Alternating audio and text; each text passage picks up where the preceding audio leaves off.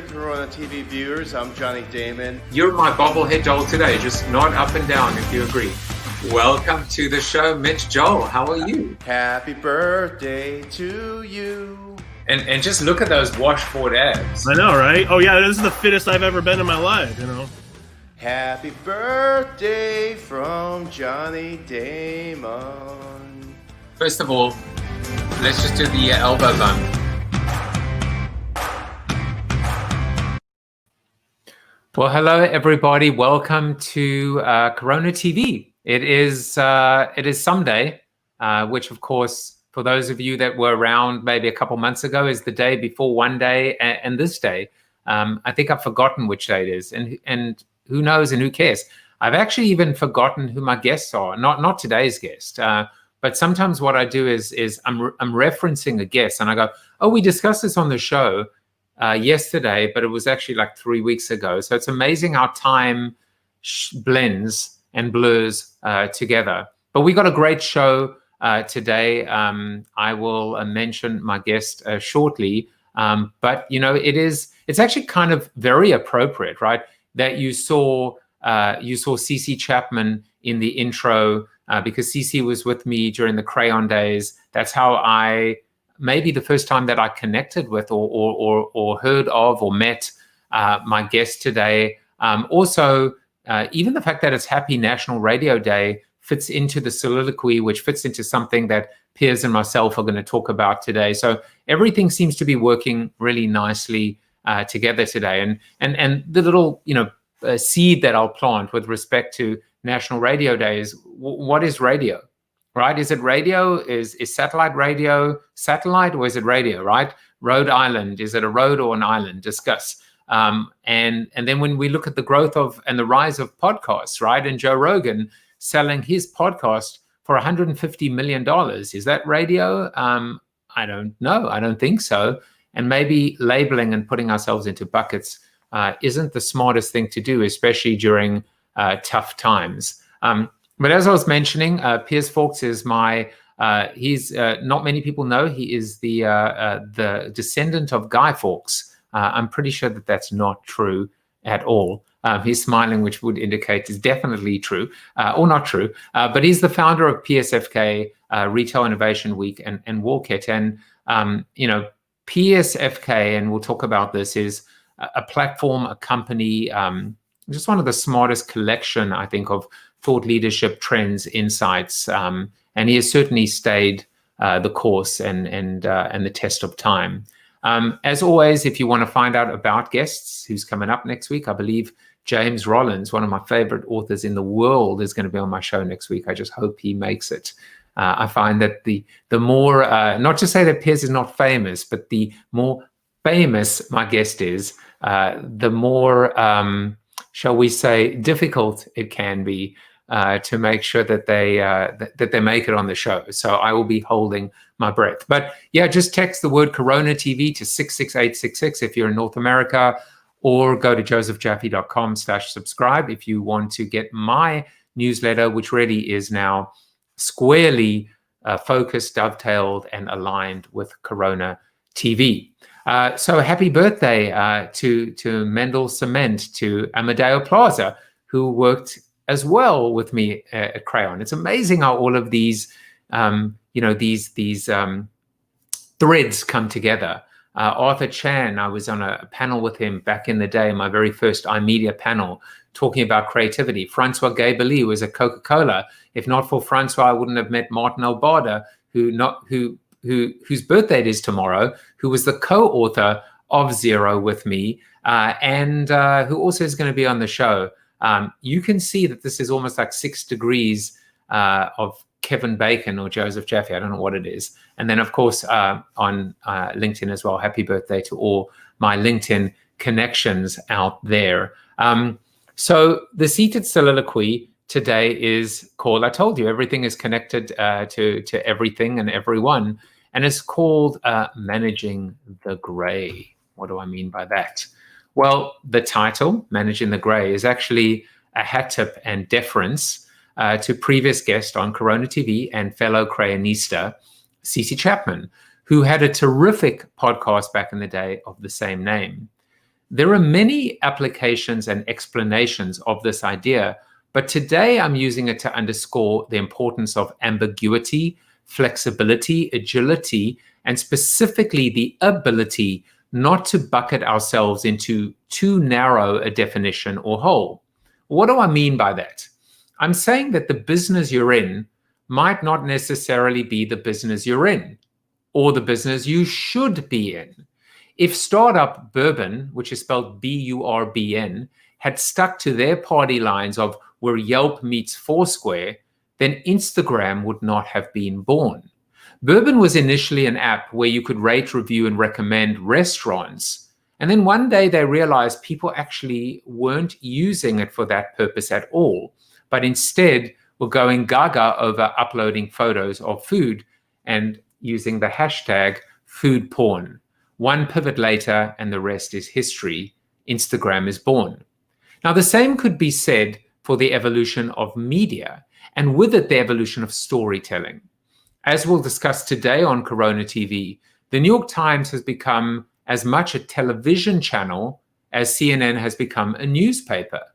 The New York Times uses innovative and interactive digital techniques to create highly immersive experiences. They do a lot of video as well. Their journalists have become personal branded stars on the likes of CNN. 15 years ago, when I wrote Life After the 30-Second Spot, I was very clear to refer to the display in your living room as being so much more than a television screen. Even then, it was as much a gaming device, an internet access, or laptop mirror as it was a receptacle for network or cable programming. This is exactly why we should replace the word television with video, and then we should replace the word video with content. A final caveat: the idea of managing the gray is not a license to abandon, dilute, or lose focus. If anything, it's a challenge to adapt, transfer, and refocus on the general without forsaking the specific of the spark, core, or catalyst in the process. And if you understand what I meant by that, then you're smart, because I'm not sure I did, but it did at the time. Well, now it's time to bring on my guest, Piers Fawkes. I'm not going to do a whole elaborate introduction, except to tell you again that he's the founder of PSFK, Retail Innovation Week, and Walkit. I don't even know what Walkit is, so I may as well just ask him. And first of all, welcome him to the show. Welcome, Piers. Hey, Joseph. How you doing? I'm good. How? First of all, any relation to Guy Fawkes? I'm sure none, right? No, I probably not. But my family tree comes from the same village that he comes from. So who knows? Maybe he's a great uncle of some sort, a naughty uncle. A naughty uncle. So therefore, most definitely related. You just haven't you done the ancestry or the? At some point, the records get a little bit blurred and muddled and disappear. You know. But enough about that. You know, it's so funny. So first of all, let's just go back for a second and talk about how and when we met. I wasn't just saying that to people. I really wanted to bring you aboard Crayon. And had I been able to figure that out, it's just, you know, I mean, $10 million a day, you know, that's expensive. You were too expensive for me, if I recall correctly, or maybe I was too cheap. One of the two. I think I just started a thing called PSFK around the same time. So whilst I was flirting with you and the team there, I think I was also distracted by this sort of like newsletter stroke blog that I was putting together. And I think I was just like, to get me to stop doing what I'm doing, you're going to have to pay me a lot of money. I don't know. I don't know how the conversation ended. No, that it had nothing to do with that. But you absolutely did the right thing by sticking with little fledgling PSFK, because here it is. That was like 15 years ago. I mean, it was the same time as Life After the 30-Second Spot, and forever ago. Yeah, I have admired you from afar and continue to. because it's that British accent, right? It's the English accent that is so aligned with the invasion of the account planners and account planning in the US, and certainly in advertising.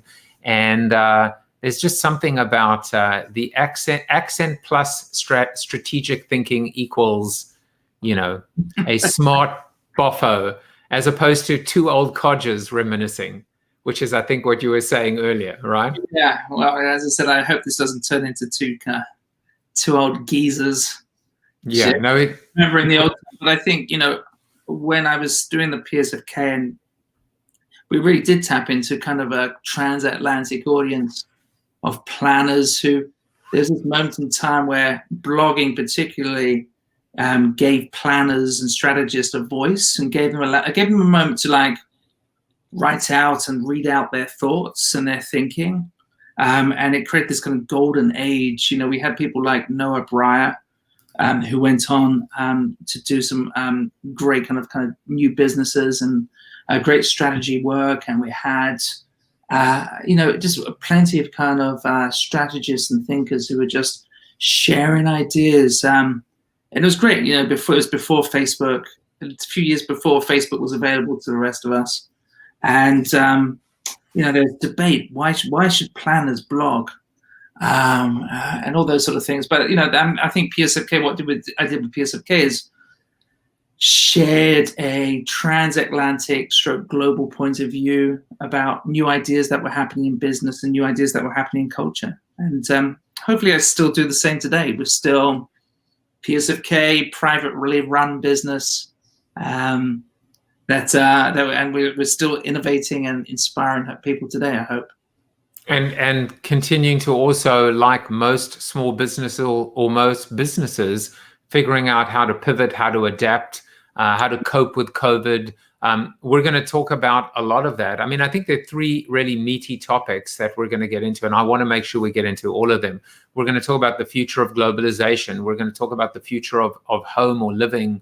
And we're going to talk about the future of storytelling. So, stick around and listen to all of these three topics, or, as I'm finding out with this new medium, live and post viewing is almost the same thing. And you have to reward your live viewers, by putting them on the show. For example, my mom is watching. Hello, Mom. So you got to do that. Otherwise they complain, especially if they're related to you. And then also play to, the audience that watches afterwards. We always start off with a fun fact. It's a bit of an icebreaker, but in your case, I must admit, it was actually unbelievable because, your fun fact is actually not something from, like once met the Queen, and got stuck in an elevator, or, two truths and a lie. It's actually happening to you right now. So I guess it would be described by the fact that Piers Fawkes is or has become a nomad. And I think your fun fact is that literally this week, like as in today, yesterday, the day before, you just moved your entire family to London, for a while, but it's part of a bigger trend, which is going nomad. So I would love for you to talk about that. What does it mean to be a nomad, to go nomad? Why are you going to London? Are you running away, or are you running towards something? Sure. So yes, on Monday I flew myself. Monday night I got the Virgin flight, 10:30 flight, and I flew myself and the family to London. I've lived in New York for 20 years. And so, I do consider myself a New Yorker. And like many people over the last 5 or 6 months, I've lived outside the city. I was lucky enough to have a weekend house in the Hudson Valley. And I was able to do that. And I was grateful for that. And I've been watching what's been happening for, we all kind of think that everything happened on the 15th of March, everything slowed down on the 15th of March. We all had the lockdown, but boy, there was a lot of discussion about the impact of what's going on before that. I was activating events at South by Southwest, which is kind of early first week of March. And I was already watching the stuff from Wuhan, and I was canceling my events in February. I remember Tim Ferriss canceling, saying he's not speaking at South by very early in March. And, there's this moment where we're like, what the heck's going on? And I think one thing we could all agree on is whatever the scientists told us was going to happen, happened, the longevity of this all. And one of the things that happened, as I was going to think, okay, what's my plan here? Sure, I've got a little escape pod up the river. But what's going to happen to my 2 kids? What's going to happen to the business? I started to think, well, how long is this going to last for? And I remember just at the start of April, 1st of April, like a fool's joke, BBC gave a report that a UN conference was going to be cancelled in November. They didn't give the context. They didn't explain why they even were giving the story. But I remember listening to this just story. They were obviously planting the seed that the UN is so scared that stuff's not going to be happening in November. And remember, in April, we were hoping this would all be died down in a month.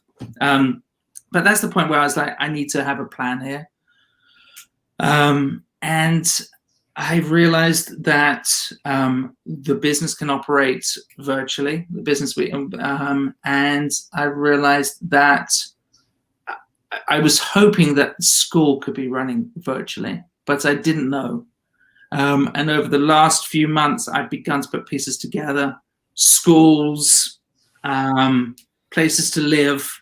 And I realized one thing, you can go to London as an American. You can go to London right now and you can come live here for 6 months as a tourist. And after 2 weeks quarantine, you can basically nomad and go down the pub and go to the stores and eat in restaurants. And so that was on my mind. And I just realized that I could release myself from some of the kind of fixtures of the old way of doing things. I walked from the office. We've cancelled the rent at the office in Soho. I stopped my lease at my townhouse in Brooklyn, and started making some plans. And as soon as they really said schools are probably going to be virtual, I was like, there's no need for me to be here. And so brought the family first of all here to London, and we will start school virtually next month. And then the idea is probably we'll go to Costa Rica and continue the school that way as well. And just have a little bit of an experience and fun, and at the same time be able to deliver the business just as well as we always have done.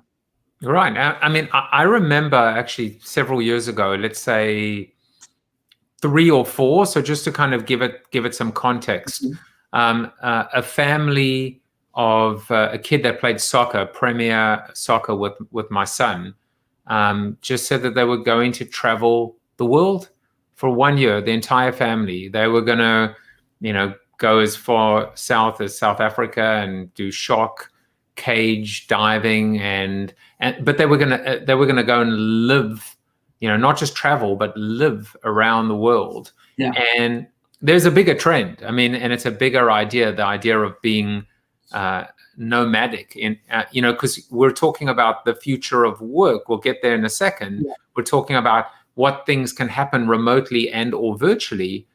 And you're demonstrating that you can pretty much up your entire life and kill 2 birds with 1 stone. The other one being seeing the world, experiencing the world, and giving maybe the ultimate gift to your children, which is a multicultural, immersive experience, while the world is, going to hell in a handbasket. Yeah. I mean, somehow navigate.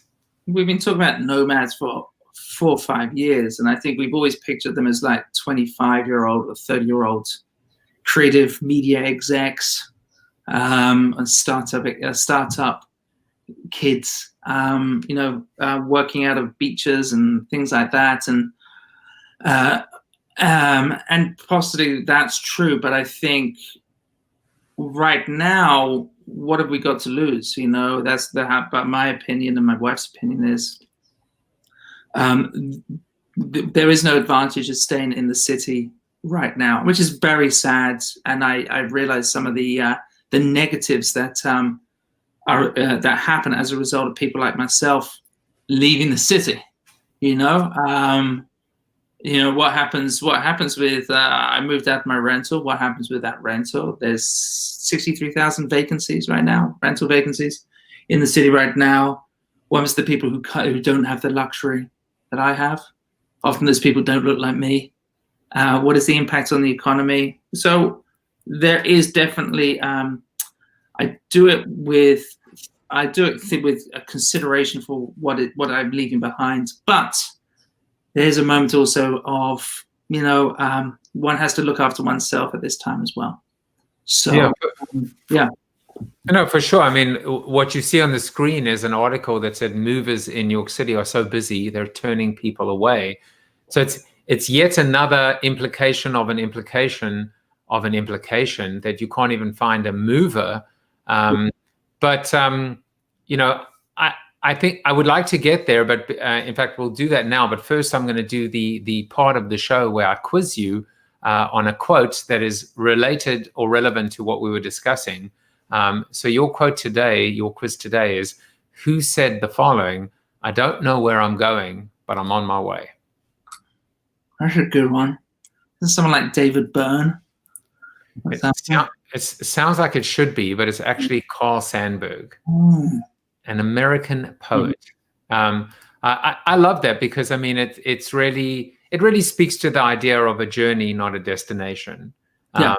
That just by moving, by not atrophying, you are in fact moving. You're moving in a direction which hopefully is forward, and it may not even be the obvious forward direction, but you're moving nonetheless. Well, I think, what's great about coming to London, as I said, I recommend all Americans just to come to London and Nomad here, is you see what happens when a country more or less gets things under control. There is some normality. And I think, so there's one thing. So for my children, after kind of we walk around New York with masks. Coming here, it's a vacation on many levels, and it's great to see a city that's alive rather than a city that is hidden. And so it just kind of from a mental health point of view, it's just great to kind of come to Europe. Obviously, we can't go. Many Americans can't come to Europe, but they can come to London, this jumping off point. And then, I hope one day I end up back in New York City. I think there's no city like it. And I originally come from London. And I love the moments I have here. There is no city. It is the crossroads of the world. It is where ideas intersect with industries. And no matter how powerful Silicon Valley might get, or Shanghai might get, or somewhere else, there's nothing like the magic of New York City. And so I look forward to returning in a couple of years. Well, we will be there at the airport to pick you up with a sign. It won't be Lyft because I don't know if you saw, but Lyft is pulling out of California because they need to be able to recognize their drivers as employees, and they don't want to. But anyway, I'll be there to pick you up. David Libby says many Americans are moving to Texas and Arizona, which I believe is in America when last I checked. And Glenn's doing it too. He's about to Nomad.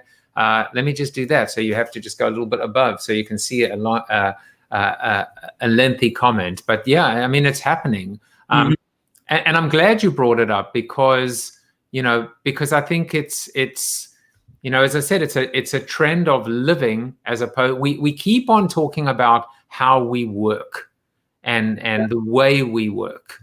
And that, in a way, is a limiting conversation because it's only one piece of the pie, and it talks about a corporate existence, but there is a gig existence, there is a freelance existence, there's also an unemployed existence as well. And I think it speaks to a report that you just put out, right, Piers, called The Future of Home and Living, and 2030, which I believe 2030 will be Trump's maybe fourth or fifth term. I'm not really sure, but anyway, I digress. In tickets that time. Yeah, exactly. Why not? But I would love for you to talk a little bit about this report, some of the insights, some of the findings, some of the trends or predictions, and what we can take away from that in light of what we've been discussing. Yeah. So this report, I've really been studying over the last 6 months, this report. And I've obviously had to, when I first created the findings, I had to then reflect about the current times and what that might mean. But really, it's a survey that responds to, I think there's a lot of groupthink when it comes to the future, or there has been, about where we will live, how we will live, and things like that. And I think, there's a sort of, up until maybe March, a sort of Jetsons view of the future, mixed with a kind of, we're all going to be virtual. We're all going to live in our little homesteads in the countryside, which might appear to be happening, I know. But there's a number of drivers that probably will mean we will return to cities. One of them is the Uberification of jobs. Which you were just touching upon with the lift, how most of the people who are watching this will have, micro jobs and micro tasks. Maybe some of us are already consultants and we do that anyway, but we will begin to have a number of different jobs, and some of those jobs will mean we actually have to be somewhere.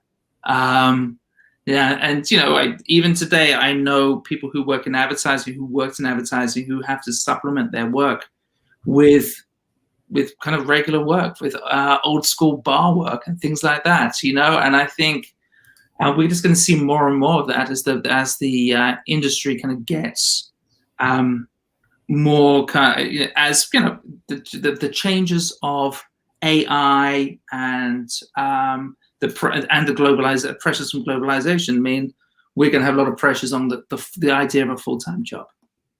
So. And at the same time, we're going to see the connected, the super fast connection create possibilities that we didn't think about before in terms of the services we can get. So, an idea to exemplify, we've had the idea of ride sharing since the 90s. This idea of kind of hire a car, get a car to turn up, okay? But it didn't, there had to be a leap in technology and a leap in processing speeds to allow Uber in its current form. And Uber is more or less the same as when most of us started using it, to actually work. So in terms of processing power, both on our phones and at the server ends. And I think with 5G, what we're going to do is see this quantum leap in terms of processing, which will allow a multitude of services to happen that we've been thinking about, which will actually begin to happen. Things, AI will be able to kind of predict in the moment and provide services in the moment and recommendations. And so what that will mean, though, is the services will be provided in cities. So our jobs are going to be tied to cities. The best services are going to be in cities. For example, today we begin to see the rise of ghost kitchens. These kitchens are making 100, cooking for 100 restaurants. There was an article the other day. So these central hubs, okay? So if you live in the sticks, you aren't going to be able to get that experience. And so there's going to be a number of drivers that are going to drive us into the city. And sure, we have the idea of safety, and we're going to think about cleanliness and health. But we'll need to address that because we will live in the cities. So even though I'm going to the beach, you're going to see me and you're going to see everybody else back in the cities, possibly living a slightly more sanitized life for a few years until we forget about it all again. How do how do you reconcile? And I've been thinking a lot about this. How do you reconcile the fact that there were people living on the 53rd floor of a luxury high-rise building who essentially were confined to a jail cell, a small apartment, paying way too much for virtually no space, which you accepted as the premium that you would pay for living in the city.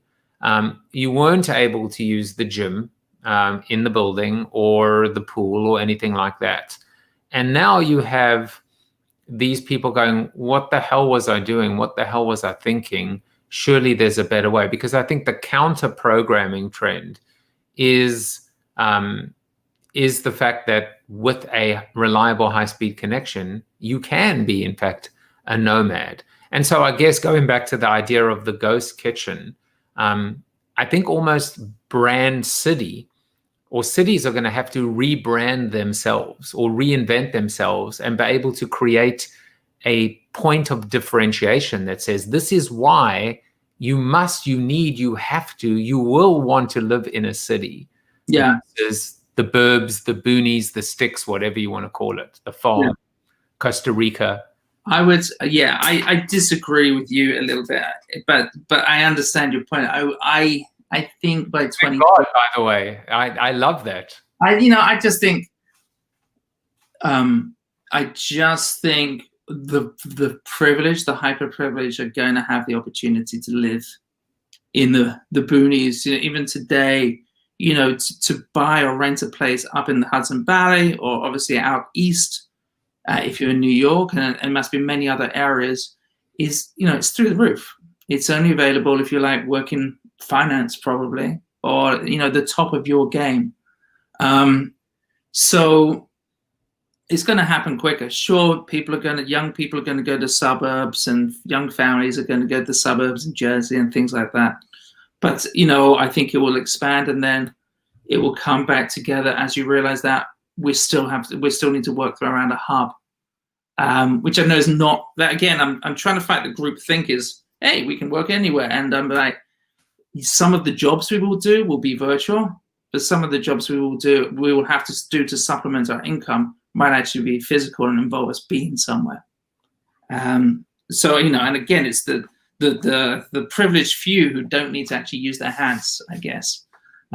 That's my worry and my concern. So I think one of the motivations of the report is then thinking, well, if we really are going to live in the city, what's going to happen? How are we going to live? And I think the example about living up in the skyrise, in the future, the idea of having privacy, being able to be locked off from other people, actually you're going to pay a premium for. More and more people are going to co-live. So you're going to begin, you already begin to see these kind of lobbies and shared spaces within the apartments. And we'll begin to actually see that break down further, where your private space may be your bedroom, and the rest of the space is a kind of shared space, and how that works. And so actually we will see people live together in these kind of co-living communities, and we see this beginning to happen around the world.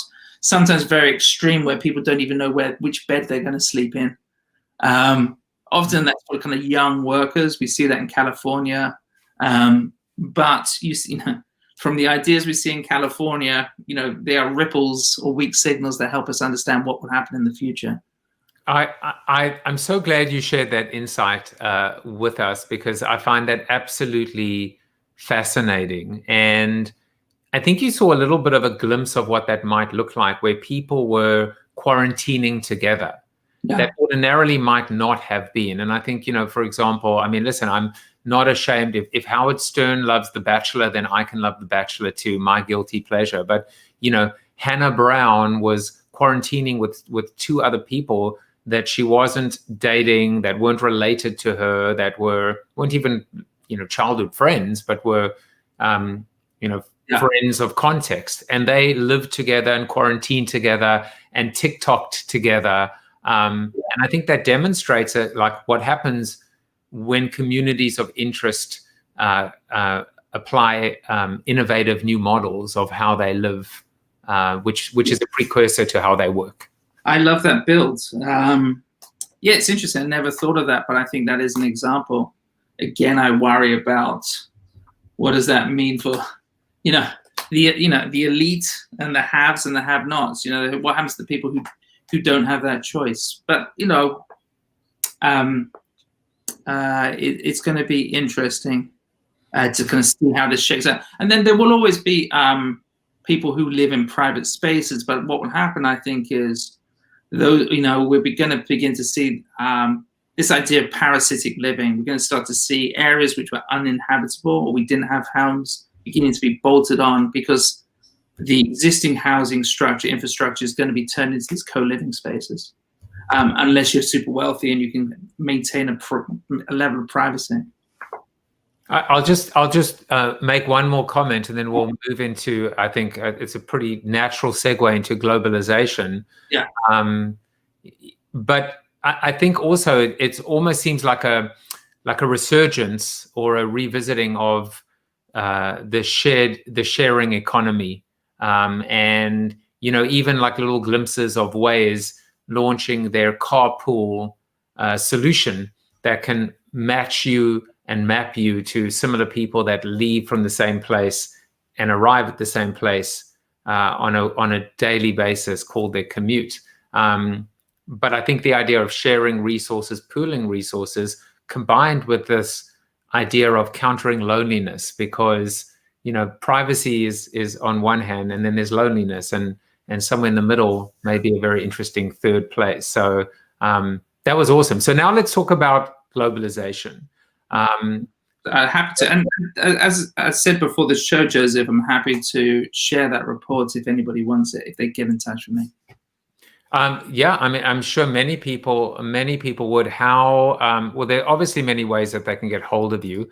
I will go to my many little banners, but your email address is not there. But you can give it away if you want to. But you can follow Piers on Twitter. You can go to PSFK. It's at Piers at PSFK.com. There you go. You've cracked the code. You've cracked the PSFK code.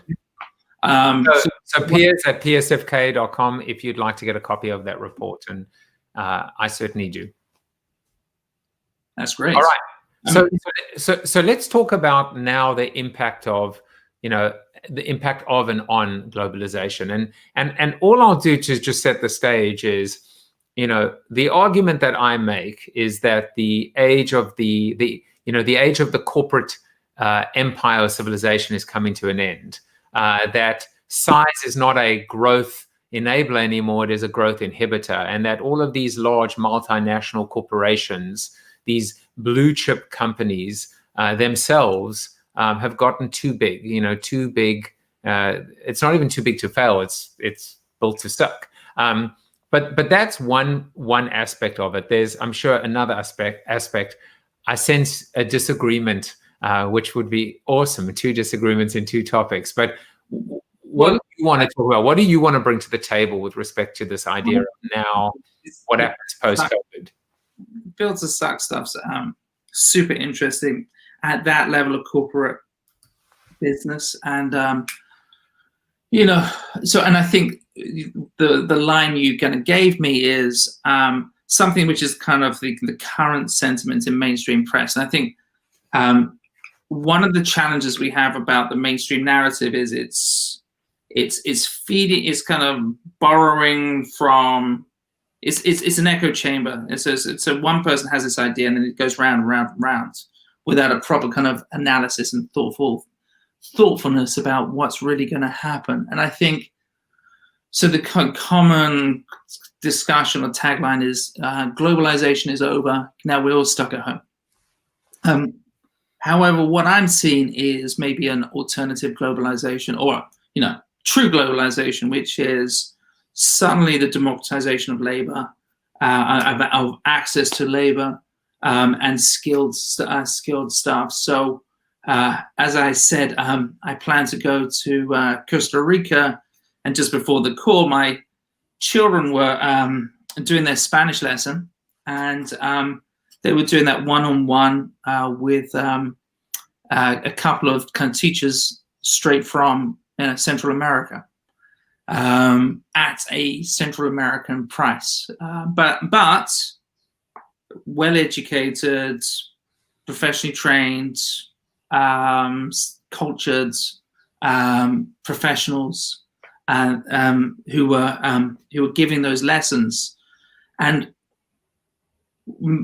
sometimes, I guess, in our little kind of North American or maybe Anglo-Saxon bubble, there's a lot of very well-educated, very professional executives and worldly executives all around the globe, and they can do the job faster, quicker, more nimbler, and at a better price than many of us Americans can.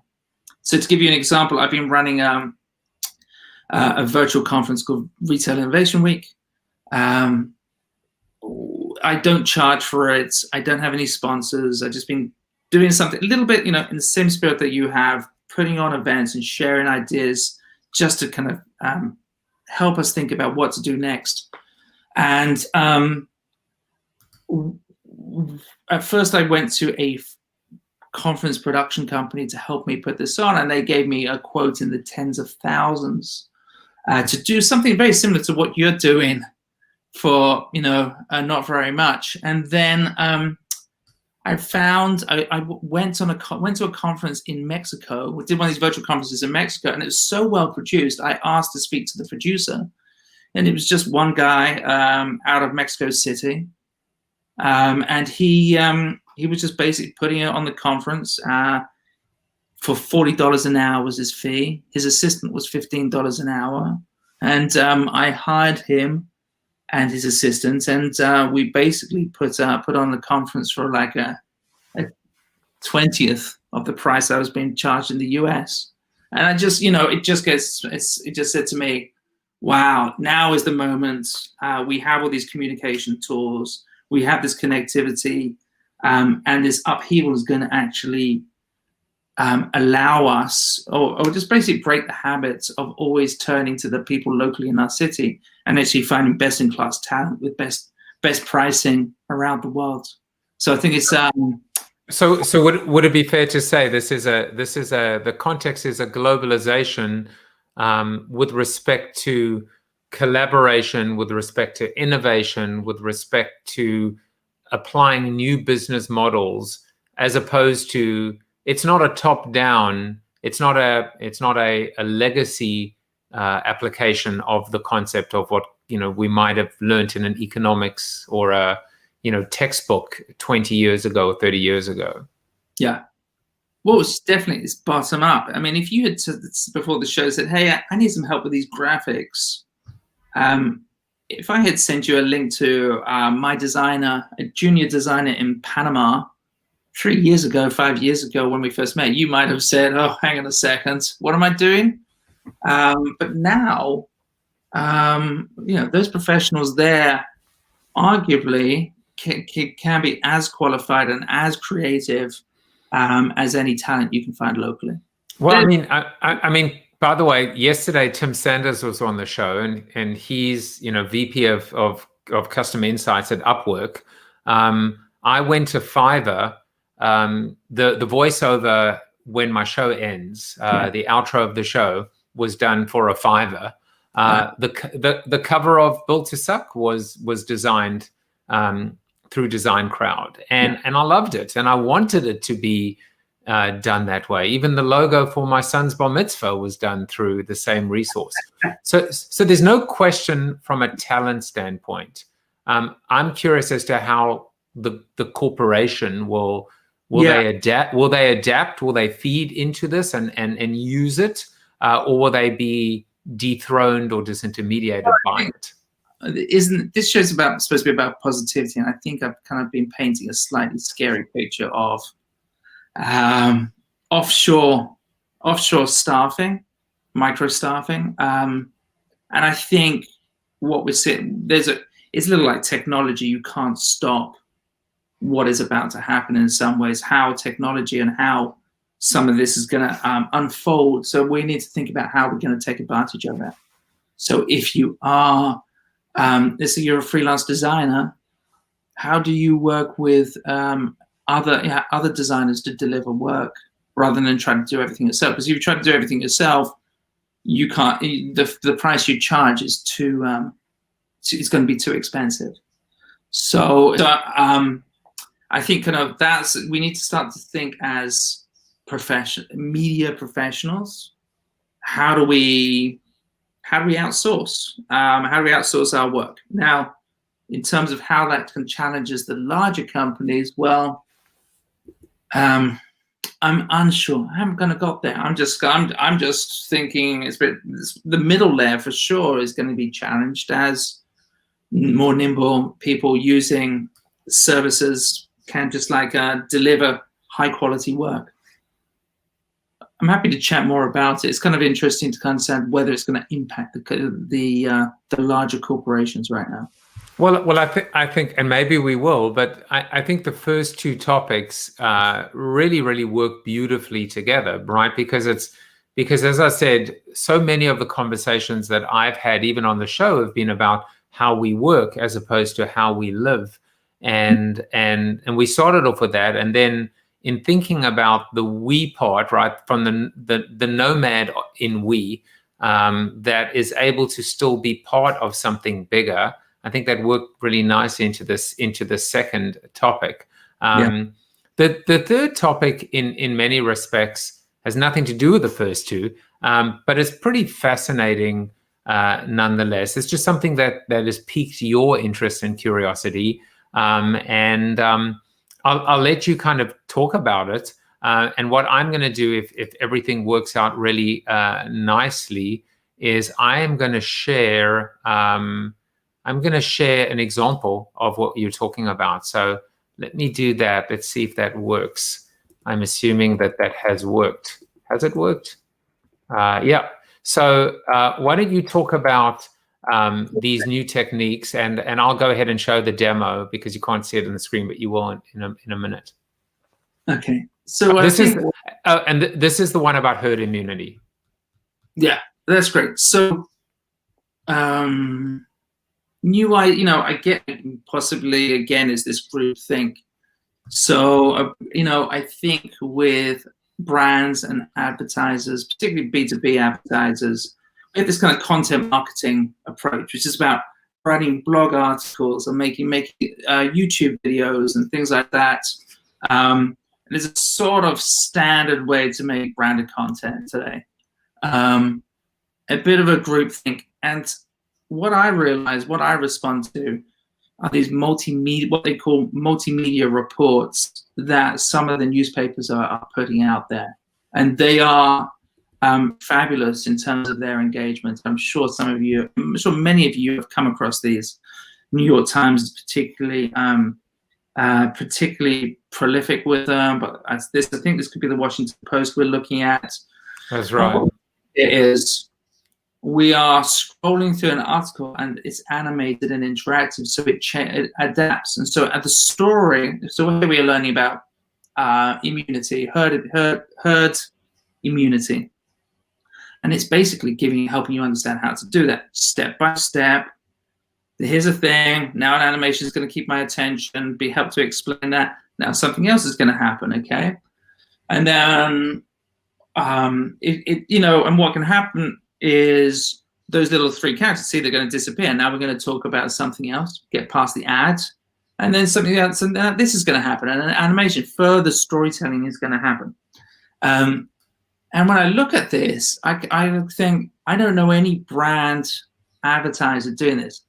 Maybe one of the newspapers has done this as part of when they're branded studios, but this work is significant. And I think if I was a content marketer, I would be spending my new budget in trying to do this type of work and learn how to do this, because there's some fabulous storytelling. It's engaging, it's immersive. Compared to like a written article with a few graphics, and I think people still want to create infographics. This is the infographics, an interactive, graphical, piece of intelligence. So I recommend that anybody who's involved in storytelling as a purist or as a brand creative, should keep their eyes on all these great stories. I think there was one about the subway cars from last week in the New York Times, and as you go through, let me do that. I can I'll pull that one up for you as well. I also love that one. Again, I shared it in my newsletter, and people were like, "That was miserable." I was like, "Oh, it didn't explain. I don't really care what the content is." Let me just here it is. No, but I don't agree. I mean, I don't agree with. I agree with you. I don't agree with them. You know, I mean, I actually found myself understanding herd immunity so much better because of that visualization. This is, so I'll just scroll. This is the idea of, I mean, this was a little scary. I'm not going to lie. I mean, listen, all right, so I'm going to start it from the beginning here. This is basically, are you going to get sick in the subway car? Okay, going to work. Okay, so here we have a scrollable article, written article that animates to tell you how the air flows, especially if someone sneezes, yeah? So scary stuff, but boy, do I quickly understand the risk of traveling in that train in a very direct way, in a very, like, I'm engaged all the way through. I'm like, wow, let's look through this. If I don't get something, you can go back. Now I understand AC systems in a train. Look at that. I understand the fabrics that they use to kind of make sure the particles get cleaned, and how often they do that, and whether they do that enough. Well, look at this one, right? Sneezing with a mask on. Yeah. And this is, you know, over time, sneezing without a mask. Now I think the creative, so obviously the storytelling has to be planned. The narrative needs to be planned. The art direction needs to be planned, but the production is, you know, think about how people create videos and spend all this money doing these other things. Just like, guys, get out there and try to do some of this work. It could be on your own website. Maybe your homepage should look like this, not not the standard homepage that we have today. It's really, I'm just turned on by this type of storytelling, and I wish. Yeah, and look, I mean, New York Times has done a lot of this stuff. We've seen a lot of this stuff used for the election. We've also seen them do. I've seen New York Times do a phenomenal one with respect to diversity in the corporate boardroom. So being able to see very visually, and I think what's really happening is two things, Piers. One, we are playing into and acknowledging the what I call not the ADD but the MDD, the media deficit disorder generation. But what we're also doing is very eloquently blurring the roles of different mediums. Right? Is it digital, or is it a newspaper, or is it television? It's like, who cares? It's content. And maybe even, you know, as I said in my soliloquy, replace television with video, video with content. But maybe there's something much bigger than content, and that is this idea of an immersive experience, maybe the pure potential finally realized of multimedia storytelling. Yeah. It's great. I love that analysis or takeaway. You know, we spend so much time with these kind of technologies such as augmented reality and mixed reality, which will have a place and a role. But, you know, there's simpler steps to kind of really just engage people. And you know, the depth and a level of engagement is immense versus trying to get people to hold up a phone and put some sort of signage over the phone. I know people just give up on that stuff after a few seconds. And so, you know, you just saw how excited we were about scrolling through a story about the deadliness of a subway car. So, you know, I just think, you know, I think there are different methods that we need to think about. There's kind of steps that we need to think about, which are in between mixed reality and today. Leslie says the concept of immersive experiences needs to be extended to how people think and plan virtual events. Wow. That would be amazing. It'd be amazing if you could scroll through a page like that and then bounce around different events. You can see what's going on in different events. You know how you can go through your guide? What do they call it? EPG or something? Your little television guide on yours. Remember when you used to have cable TV? And you could see all the different, the image would change? I wonder whether you could do something like that. And then have supplemental information. She said yes, thank you. But yeah, I mean, look, I also think about a piece of software like Prezi, and really kind of Prezi was, it has to be said, ahead of its time. Still, I think there's a high perceived barrier to entry in terms of being able to create something that is non-linear, and that feels like you're not just, again, you know, it goes back to that quote, right? That you're not just moving forward, left foot, right foot, left foot, right foot in a straight line, but in fact, you're just doing this whole squiggly, squirrely thing. Yeah. And that feels cool. It's like almost like buckle your seatbelt, you know, and be around for the ride. Piers, as always, fantastic catching up. This was the first time, as I said, a fun fact not only fed into and fed the entire conversation, but I think just, you know, set the scene, and you're living it. You know, it's one thing to be the guy that writes the reports and does the research. It's another entirely to actually be, you know, leading by example. So we're going to be watching you and realizing that these wonderful reports are coming from a hilltop in Costa Rica soon enough. Okay. By the way, Bob said that Costa Rica has language schools all over the country to help English-speaking people learn Spanish rather than the other way around. So I guess they're one step ahead as well. We're going to head over to the Zoom after show, but before we do, just anything else that you want to plug or promote? It's been a pleasure, Mr. Jaffe. You know, I've always admired the work you've done. You've been prolific. Thank you for you know, putting your neck out there and trying different formats and sharing different ideas. And I appreciate all the work that you have done since I've known you and before then. And keep going, mates. Another 100 years. Thank you. If we live that long, it must mean that we develop that therapeutic and that vaccine. So that's good. You see, we ended up with hope, positivity, and optimism and smiles. We brought it back from the brink. There are a few other things that I just want to tell people about you, Piers, which is PSFK still, when last I checked, has a bunch of very viable and engaged and happy clients. And so you can find out more about the work that Piers does at PSFK. As always, you can follow him on the socials, but on Twitter, he's Piers Fawkes.